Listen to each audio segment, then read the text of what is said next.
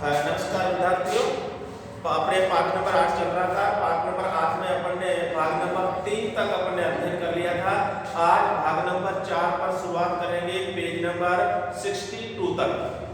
62 से अपने पहला मैसेज पढ़ सकते तो ऊपर वाला, जिसमें ऐसे कहा गया था कि आजकल है जो साक्षात्कार टीवी में दिखाए जाते हैं। जैसे मान लीजिए अपन बात कर रहे थे कि इंडिया टीवी पर रजत शर्मा द्वारा आपकी अदालत नाम से शीर्षक आता है, उसमें रात 10 बजे किसी चर्चित व्यक्ति से साक्षात्कार लिया जाता है। कल पढ़े थे ना अपन ने।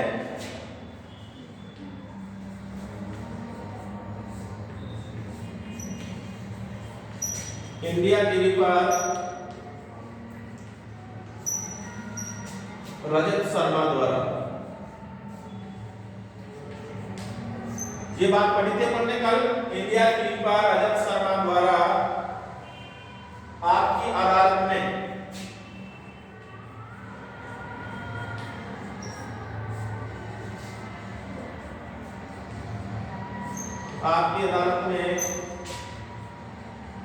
किसी चर्चित व्यक्ति से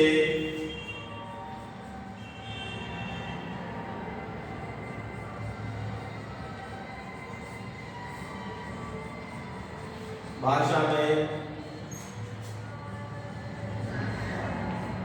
सवाल पूछना, ये बातें पढ़ी थी। अब इसके नीचे वाला पैसेज का जवाब, ठीक है। कई बार किसी ज्वलंत मुद्दे का मतलब होता है ताजा मुद्दे, ठीक है। किसी ज्वलंत मुद्दे पर मंत्रियों, नेताओं, अधिकारियों व अभिनेताओं को चलती गाड़ी में ही हवाई अड्डों पर, कार्यक्रमों में घेर लिया जाता है। किसके द्वारा घेर लिया जाता है? पत्रकारों के द्वारा। किसके द्वारा? पत्रकारों। अब आपसे प्रश्न पूछ लिया जाए कि कई बार किसी ज्वलंत मुद्दे पर मंत्री, नेता, अधिकारी व अभिनेता को चलती गाड़ी में, हवाई अड्डों पर, कार्यक्रमों में घेर लिया जाता है। किसके द्वारा? पत्रकारों के द्वारा। अपने मतलब की बात निकलवाने के लिए आपत्तिजनक ढंग से सवाल पूछते हैं। अब आपत्तिजनक शब्द का प्रयोग किया गया है यहाँ पर कि आपत्तिजनक ढंग से सवाल पूछते हैं। आपत्तिजनक का मतलब कि ऐसी भाषा का प्रयोग करते हैं जिससे नेता को, अभिनेता को, अधिकारी को थोड़ा दर्द होए, आत्मा में चोट पहुंचे, उनको दुख लगे, आत्मसम्मान को ठेस पहुंचे, तो वो सच्चाई बोलेंगे। जैसे मैंने कब किया था, ठीक है ना, तो वो सच्चाई बोलेगा। जिससे वो व्यक्ति क्रोधित हो जाता है या कोई जवाब नहीं देकर निकल जाता है। कई बार स्थितियां विपरीत हो जाती है, कई बार तो सच्चाई निकाल देता है सामने। जब आत्मसम्मान को चोट पहुंचेगी, आत्मसम्मान को ठेस पहुंचती है, तो कई बार सच्चाई उगल देता है। कई बार ऐसा भी हो जाता है कि आपत्तिजनक सवाल पूछने पर जवाब भी नहीं देता है। आपने कभी देखा होगा, कई बार कोई आदमी किसी से पैसा ले लेता है, पैसा लेने के बाद में कोई आदमी उसको फिर पैसे देने के लिए कहता है, आपत्तिजनक उससे बातें शब्द कहता है, तो कई आदमी ऐसे कहते हैं, ये आज के बाद ही ना मेरे को ये सवाल कहने की जरूरत नहीं है, तेरे पैसे पकड़, ठीक है। एक तो ऐसा होगा, यानी पैसे दे दिया, और एक ऐसा होगा कि तू मेरे को ऐसी बातें ही बोल रहा है, अब मैं तेरे पैसे भी नहीं दूं, जो करे जो कर ले, ऐसे भी कहते। एक आदमी तो ऐसा होगा कि जब उसको चोट पहुंची, दर्द हुआ, तो तुरंत पैसे दे दिया। और एक आदमी ऐसा है जिसको चोट पहुंची, दर्द पहुंचा, तो वो पैसे देने के लिए मना ही कर दिया। उसी प्रकार अभिनेताओं में, अधिकारियों में, अफसरों में, राजनेताओं में ऐसा ही होता है कि कई बार पत्रकार आपत्तिजनक सवाल पूछते हैं, तो कोई राजनेता तो जवाब दे जाता है जब उसको चोट पहुंचती है, और कई राजनेता ऐसे निकल कन्नी काट जाता है, जवाब नहीं देते, क्रोधित हो जाता है। कई बार आपने देखा होगा पत्रकारों से हाथापाई हो जाती है, मारपीट करना, कैमरा या बूम माइक मतलब जिसमें रिकॉर्डिंग की जाती है बात, उसके कोई भी राजनेता होता है, अपने ऐसे कहते हैं ना, ऐसे लगा देते हैं मुझसे थोड़ा सा दूर, तो उसको बूम माइक बोलते हैं। बूम माइक तोड़ने जैसी घटनाएं हो जाती है। अभी आपने देखा होगा यूपी में हाथरस कांड हुआ, यूपी में हाथरस कांड हुआ, तो उसमें जो मीडिया वाले हैं, उन मीडिया वालों के साथ में कई प्रकार की घटनाएं की गई, उनके कैमरों को तोड़ दिया गया, उनको उनके घटना स्थल तक नहीं जाने दिया, और कई प्रकार की समस्याएं मीडिया वालों के साथ में पैदा हुई। कई बार ऐसा भी देखने को मिलता है। इस प्रकार के अपरिपक्व प्रश्नों और स्थितियों से बचना चाहिए कि जो मजबूत प्रश्न नहीं है, जिन प्रश्नों का जवाब अभिनेता, राजनेता, अधिकारी के पास में नहीं है या पूरी जानकारी उनके पास में नहीं है, तो ऐसे सवाल हमारे को पूछने भी नहीं चाहिए। पत्रकार को यह होना चाहिए कि जिस प्रश्न का जवाब किसी राजनेता, अभिनेता, अधिकारी के पास पूरी जानकारी नहीं है, संपूर्ण जानकारी नहीं है, तो ऐसे प्रश्नों से पत्रकार को बचना चाहिए। इस तरह की घटनाओं से पूरा मीडिया जगत बदनाम होता है। कई बार किसी साक्षात्कार के बाद एक तरफा तथ्य जो समाचार के अनुरूप हो और दूसरे तथ्य को अनदेखा कर छाप दिए जाते हैं, बाद में उनका खंडन मंडन चलता रहता है। कई बार क्या होता है, पत्रकार को गड़बड़ी कर देते हैं, सही बात को तो छुपा लेते हैं और उससे जुड़ी हुई बात दूसरी को प्रकाशित कर देते हैं। ऐसा नहीं करना चाहिए। जो सच्चाई हो उस सच्चाई को ही प्रकाशित करना चाहिए, किसी भी तथ्य को छुपाना नहीं चाहिए, किसी अन्य तथ्य को प्रकाशित नहीं करना चाहिए। अगर ऐसा पत्रकार करेगा तो फिर विवाद होगा, सीधी सी बात है। तकनीकी संसाधनों के समृद्ध मौजूदा दौर में साक्षात्कार का महत्व बढ़ता जा रहा है। आज प्रिंट मीडिया हो या इलेक्ट्रॉनिक मीडिया, समाचारों के संकलन, तथ्यों या किसी बयान की पुष्टि, समाचारों को रोचक या प्रामाणिक बनाने या स्थानीय रंग देने के लिए साक्षात्कार सशक्त माध्यम है। अब आपसे प्रश्न पूछ लिया जाए कि साक्षात्कार की आवश्यकता क्यों पड़ती है, तो क्यों पड़ती बताओ? कि हमारे को समाचारों को एकत्रित हो जाते हैं, समाचार बहुत ज्यादा समाचार हमारे को मिलेगी, जानकारी मिलेगी। नंबर 2, किसी तथ्य, किसी बयान की क्या हो जाती है, पुष्टि, सही। समाचार में रोचकता आ जाती है, लोग रुचि लेकर के पढ़ते हैं, प्रामाणिकता आ जाती है और उसको स्थानीय रंग का मतलब होता है जिस कॉलोनी से, जिस समाज से, जिस क्षेत्र से जुड़ा हुआ मामला है, उस क्षेत्र से कोई व्यक्ति का सबूत, किसी व्यक्ति का साक्षात्कार ले लेते हैं तो वहां पर वो चर्चा का विषय बन जाता है। स्थानीय रंग, स्थानीय चर्चा का विषय बन जाता है। लोग उसमें चर्चा करने लग जाते हैं कि यार देखो उस आदमी ने ये पूरी बात मीडिया को बताई। किसी विषय में मत संग्रह करना, समस्या विवेचन व दिलचस्प टिप्पणियों के लिए भी साक्षात्कार की जरूरत रहती है। किसी विषय में मत संग्रह, अगर मान लीजिए किसी की राय जाननी हो तब भी साक्षात्कार लेना जरूरी है। कोई साधारण समस्या हो उसके बारे में जानकारी प्राप्त करनी हो तब भी हमारे को साक्षात्कार लेना होता है। और किसी विषय के बारे में विस्तार पूर्वक चर्चा करनी हो तब भी हमारे को साक्षात्कार की आवश्यकता पड़ती है। मीडिया में राजनेता, सरकारी अधिकारी, संगठनों के उच्च पदाधिकारी, किसी क्षेत्र के ख्याति प्राप्त लोग जैसे साहित्यकार, संगीतकार, फिल्मकार, खिलाड़ी के संबंध में सूचनाएं, जानकारी, समाचार की पुष्टि, खंडन विचारों के लिए साक्षात्कार विभिन्न माध्यमों से लिए जाते रहे हैं। कि राजनेता से जुड़े हुए साक्षात्कार लिए जाते हैं, सरकारी अधिकारी से लिए जाते हैं, संगठनों के कुछ पदाधिकारी, किसी क्षेत्र में ख्याति प्राप्त लोग उनसे लिए जाते हैं, साहित्यकार से, संगीतकार से, फिल्मकार से, खिलाड़ी के संबंध में यदि सभी लोगों से साक्षात्कार लिए जाते हैं। सामान्यतः किसी घटना के कारण रातों रात चर्चित होने वाले व्यक्ति पर उसके करीबी लोग, रिश्तेदार, सगे संबंधी उसके व्यक्तित्व और कृतित्व पर भी प्रकाश डाल सकते हैं। कि कई बार आपने देखा है कि कोई व्यक्ति रातों रात चर्चित हो जाता है तो उसके संपूर्ण जानकारी या तो उसका रिश्तेदार देता है या उसके भाई बन देते हैं। कई आपने देखा होगा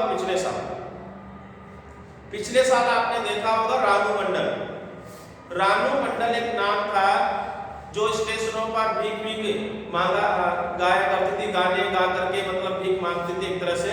तो रानू मंडल रातों रात जैसे ही चर्चित हुई तो उसके सगे संबंधी, उसके जानकार मिलने वाले उनके व्यक्तित्व और कर्तृत्व पर प्रकाश डालने लगे, यानी मीडिया वालों को बताने लगे भाई पहले इसके साथ उसकी शादी हुई थी, फिर इसके साथ ऐसी घटना घट गई, फिर इनका जीवन ऐसे व्यतीत होता रहा, फिर ये स्टेशनों पर जीवन बिताने लगे। ठीक है ना, वो एक डायरेक्टर थे, उससे उनकी मुलाकात होगी गाते हुए, उनका नाम था रेशमिया कुछ नाम था, पूरा नाम याद नहीं आ रहा मुझे।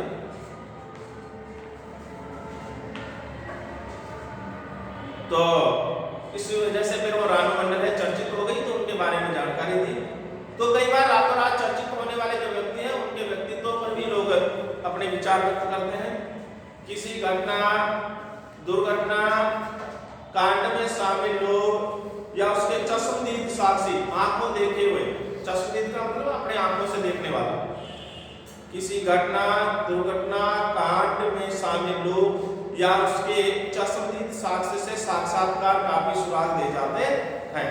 कि कई बार कोई घटना हो जाती है, दुर्घटना घट जाती है, कोई ऐसी आपदा परेशानी अचानक आ जाती है, तो उसकी संपूर्ण जानकारी के लिए भी हमारे को साक्षात्कार लेना ही पड़ता है, क्योंकि साक्षात्कार से हमारे को कई महत्वपूर्ण सुराग मिल जाते हैं। अगर साक्षात्कार या पूछताछ नहीं की जाती है तो ऐसी स्थिति में फिर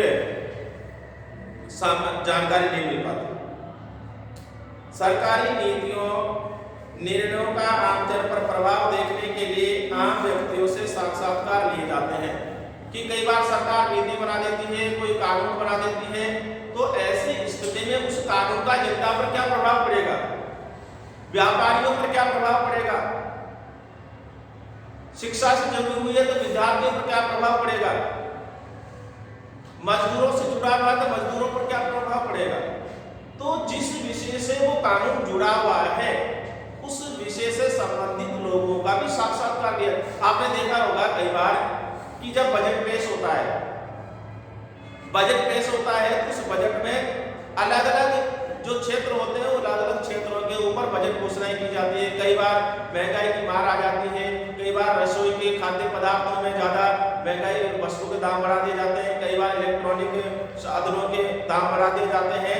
तो ऐसी स्थिति में पत्रकार उनसे राय लेते हैं कि ये सामान में वृद्धि हो गई है इस बजट में, तो आपके ऊपर क्या प्रभाव पड़ेगा। तो तमाम जानकारियां वो लोग रिपोर्टर को देते हैं। सरकार नए चलन में चर्चित अपराध कांडों में आजकल मीडिया पर आरोपियों के साक्षात्कार भी आने लगे हैं। कि पहले के जमाना तो ऐसा था जिसमें अच्छे व्यक्ति के साक्षात्कार को ही रिपोर्टर लिया करते थे, अच्छे व्यक्ति का साक्षात्कार, ताकि उस साक्षात्कार को जब कोई देखे तो अच्छा संदेश जाए, अच्छी प्रेरणा मिले, अच्छा मार्गदर्शन लोगों को मिले।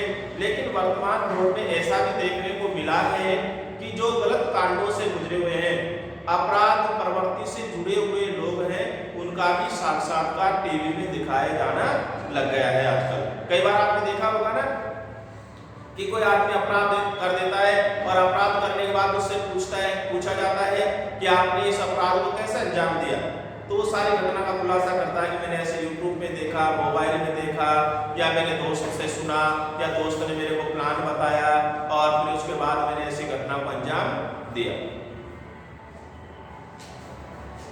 कई चैनल के स्टूडियो में बड़े अपराधियों के साक्षात्कार और आत्मसमर्पण लाइव दिखाए जाते। आत्मसमर्पण को अंग्रेजी में कहते हैं सरेंडर करना, ठीक है ना।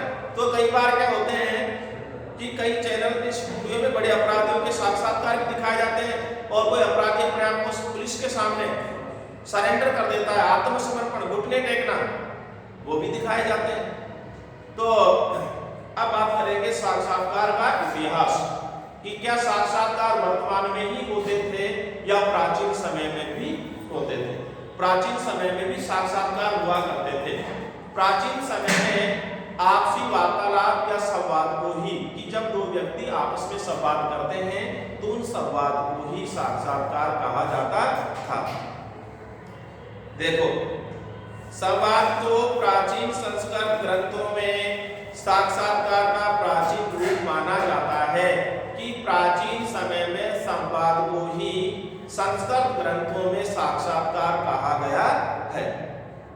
जैसे नचिकेता यम संवाद, मरणासन रावण से लक्ष्मण का संवाद, विश्व का युधिष्ठिर से संवाद, कृष्ण का अर्जुन से संवाद, भरत का आत्रेय से संवाद, गार्गी का याज्ञवल्क्य से संवाद, गौतम का सत्यकाम से संवाद आदि साक्षात्कार के प्राचीन रूप हमारे सामने आते हैं और इनके माध्यम से हम अंदाजा लगा सकते हैं, अनुमान लगा सकते हैं कि वास्तव में पहले भी साक्षात्कार हुआ करते थे। कृष्ण और अर्जुन आपस में वार्तालाप करें, यानी कृष्ण अर्जुन से सवाल पूछ रहे हैं, तो ऐसी स्थिति में वो भी क्या था, साक्षात्कार ही था। पश्चिम देशों में 18वीं शताब्दी के साक्षात्कारों में कवि लेडर की एक गद्य पुस्तक आई, इमेजिनरी कन्वर्सेंस। इमेजिनरी कन्वर्सेंस में अतीत के महान साहित्यिक पात्रों के लगभग 150 काल्पनिक संवाद वार्तालाप हैं,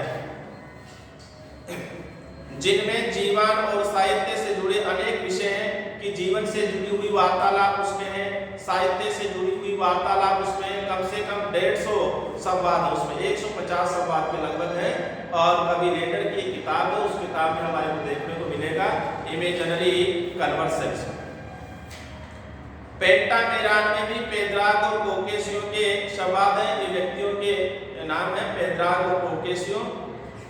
पश्चिम में रिव्यू ऑफ रिव्यूज के एडिटर, ये अखबार का नाम है, रिव्यू ऑफ रिव्यूज के संपादक स्टीड, ये व्यक्ति का नाम है स्टीड, साक्षात्कार कला के महान विद्वान थे। कि पश्चिम का एक अखबार था रिव्यू ऑफ रिव्यूज, उसके संपादक थे स्टीड। वो साक्षात्कार कला के महान विद्वान माने जाते थे। दुनिया में और भी ऐसे विद्वान हुए हैं जो साक्षात्कार के बारे में जानकारी रखते हैं। कौन कौन से? Nelson, Romain Rolland, Louis Fischer, Guy Terez, Robin Day, George Schaefer, Fielder Cook, Rainer Manvell, Richard Bergen, Steve Richard Ross, Diana Goodman, इसका जो कि आदि पश्चिम के प्रमुख साक्षात्कारकर्ता के तौर पर जाने जाते हैं। कि तमाम लोग हैं वो साक्षात्कार के बारे में अच्छी प्रकार से जानते हैं। अब आपसे पूछ लिया जाए कि प्राचीन साक्षात्कार के बारे में लिखिए, तो पेज नंबर 62 के नीचे वाली तीनों लाइनें वो लिखनी है आपको। प्राचीन समय के साक्षात्कार के बारे में लिखिए, तो आप नीचे वाली जो 62 नंबर पर लाइनें लिख रखी है वो आपको लिखनी होगी। साक्षात्कार की तैयारी कैसे करें? टॉपिक चल रहा है साक्षात्कार की तैयारी।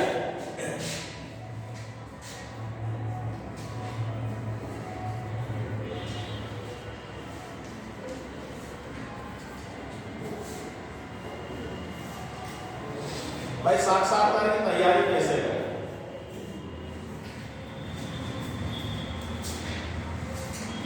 इलेक्ट्रॉनिक मीडिया या पत्र पत्रिकाओं के लिए साक्षात्कार विभिन्न माध्यमों से तैयार होते हैं, चाहे प्रिंट माध्यम हो चाहे इलेक्ट्रॉनिक माध्यम हो, उनके लिए अलग अलग तरीके से साक्षात्कार तैयार होते हैं। अब दो तरीके से साक्षात्कार हैं, देखो दे रखा है, मौखिक व लिखित। पहले का रूप था परंपरागत, परंपरागत है पुराने समय से चले आ रहा है, यानी कि मौखिक और लिखित।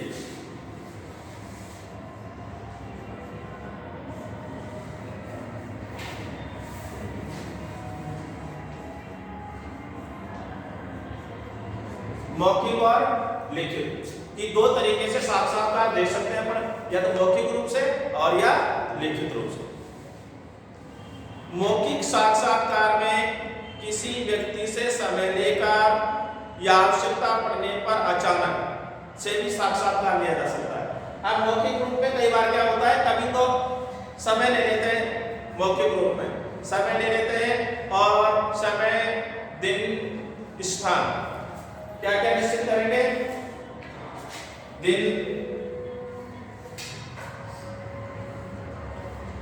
दिन हो गया और समय कितने बजे, और हो गया स्थान। ये तो होगा जब पहले से अपन निर्धारित कर लें। और कुछ साक्षात्कार ऐसे होते हैं जैसे अचानक, आपने पिछले पेज में पढ़ा था कि कई राजनेता को, अभिनेता को पत्रकार हवाई अड्डे पर चलती गाड़ी में घेर लेते हैं, वो आकस्मिक हो गया, वो अचानक हो गया, उनका कोई स्थान थोड़ी था, नहीं, हवाई अड्डे पर मिले अपन को पत्रकार को, तो वही राजनेता से सवाल कर लिए, तो वो आकस्मिक हो गया। और पहले से निर्धारित स्थान करते हैं, भाई इस दिन इस समय और इस स्थान पर आपको आना होगा। हम आपसे कुछ चर्चा करना चाहते हैं, लोगों को बताना चाहते हैं।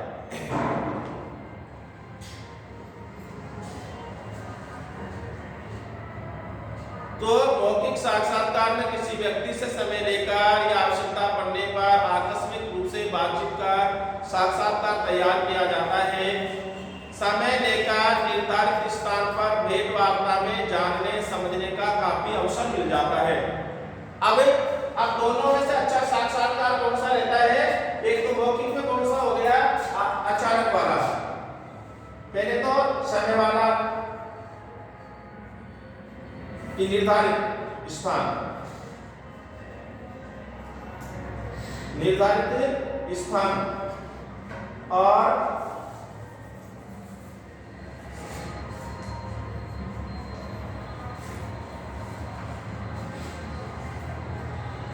और ये तो एक हो गया अचानक। लेकिन सफल कौन सा होगा? अपना सफल होगा निर्धारित स्थान वाला। उसमें तसल्ली से, आराम से, सोच समझ करके, बढ़िया तरीके से, सिस्टम से अपन क्या कर सकते हैं? साक्षात्कार ले भी सकते हैं और साक्षात्कार दे भी सकते हैं। लेकिन अचानक वाले में थोड़ी सी हड़बड़ाहट रहती है। प्रश्न समझना, प्रश्न का समझ करके, सोच समझ करके फिर जवाब देना तो बड़ा मुश्किल का काम है। तो सफल ये माना जाता है। तो समय लेकर निर्धारित स्थान पर भेंट वार्ता में जानने समझने का काफी अवसर मिल जाता है।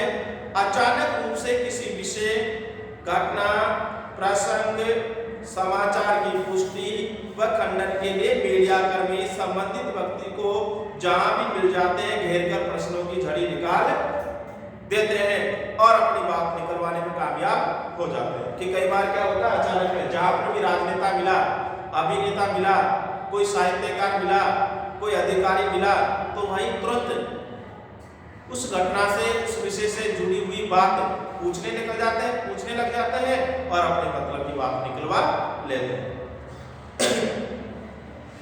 टेलीफोन, वीडियो कॉन्फ्रेंसिंग सुविधा के माध्यम से दर्शकों के सामने वाले से बात कर लेते हैं। आजकल इंटरनेट चैटिंग के जरिए भी साक्षात्कार तुरंत यानी अति शीघ्र सामने आ रहे हैं। कि आजकल क्या हो गया कि ये चैटिंग चलती है, व्हाट्सएप पे चलती है, फेसबुक पे चलती है, इसके माध्यम से भी तुरंत साक्षात्कार हो जाते हैं। इसमें ज्यादा समय है अपना खराब नहीं होता, तुरंत ही हो जाता, चाहे व्यक्ति दूर बैठा हो, कोई फर्क नहीं पड़ता। अब बात आ रहे हैं, पहले पत्र द्वारा प्रश्न भेजकर साक्षात्कार लिया जाता था। लिखित रूप की बात करते हैं, ये मौखिक की हो गई। अब लिखित की बात करते हैं कि लिखित साक्षात्कार में पहले क्या होता था? प्रश्न भेज करके उससे जवाब मांगा जाता था। पहले प्रश्न लिख करके अगले आदमी को भेजा जाता था, फिर अगला आदमी प्रश्नों को पढ़ करके उनके जवाब देता था। लेकिन जैसे ही संचार के साधन आए, इसमें धीरे धीरे कमी होती चली गई। पहले पत्र द्वारा प्रश्न भेजकर साक्षात्कार लिया जाता था, जो अब दूरसंचार माध्यमों के तीव्र विकास के साथ ही ईमेल या सोशल साइट के माध्यम से होने लग गया। कि आज पहले कागज पर लिख करके भेजते, वो सिस्टम खत्म हो गया। आज तो तुरंत ही अपने ईमेल में भेज दो, अपने जो सोशल साइट पर जो अकाउंट बना रखा, अपना जो ब्लॉग है उस पर अपलोड कर दो, तुरंत वो भी जवाब दे देगा। साक्षात्कार लेने के लिए यदि समय हो तो संबंधित व्यक्ति से पहले ही बात करके दिन, समय और स्थान तय करना बेहतर होता है। क्यों? जैसे मान लीजिए आपने प्रश्नों को अपलोड तो कर दिया, लेकिन उसको पढ़ करके उसको जवाब देने के पास उसके पास समय नहीं है। वो किसी सभा में गया हुआ हो, किसी मीटिंग में बैठा हुआ हो, है तो वो जवाब कैसे देगा? तो लिखित में भी समय तो लेना होगा, लिखित में भी समय को लेना होगा। जैसे अभी अपन ने व्हाट्सएप पे भेजा और तुरंत ही आप व्हाट्सएप खोल लेना, इतने बजे में भेजूंगा, आप जवाब दे देना, ठीक है। अगर मान लीजिए बिना कहे अपन ने व्हाट्सएप पे प्रश्नावली डाल दी 10%, और वो ड्राइविंग कर रहा है इस समय, 2 घंटे ड्राइविंग करा, फिर वहां जाने के बाद खाना खाने लगा, खाना खाने के बाद वो अगली कोई मीटिंग में बैठ गया, उसको शाम को 5 बजे तक की फुर्सत नहीं मिली, तो आपके प्रश्नों का जवाब कैसे आएगा? तो इसका मतलब ये हुआ, तो मौखिक और लिखित दोनों में भी समय ले सकते हैं। दिन, समय और स्थान निर्धारित, इसमें स्थान की कोई दिक्कत नहीं होती। वैसे लेकिन समय और दिन तो हमारे को निर्धारित कर लेना ही चाहिए। इससे इंटरव्यू देने वाले को भी सुविधा हो रहती है। जिसका इंटरव्यू करना है उसके संबंध में जितनी भी सूचनाएं उपलब्ध हो उनका अध्ययन कर लेना चाहिए। भाई मौखिक में तो स्थान का होना जरूरी है, तो जिस व्यक्ति से जिस विषय के बारे में अपन साक्षात्कार ले रहे हैं, खेल से संबंधित विषय है तो खेल के बारे में अपन को जानकारी होनी चाहिए, यानी पत्रकार को जानकारी होनी चाहिए। शिक्षा से जुड़ा हुआ है मामला तो शिक्षा की जानकारी उसे होनी चाहिए। जिस भी विषय का साक्षात्कार लिया जा रहा है उस विषय की संपूर्ण जानकारी पत्रकार को होनी चाहिए। सूचनाएं व जानकारियां किताबों, पत्रिकाओं व इंटरनेट पर आसानी से मिल जाती है।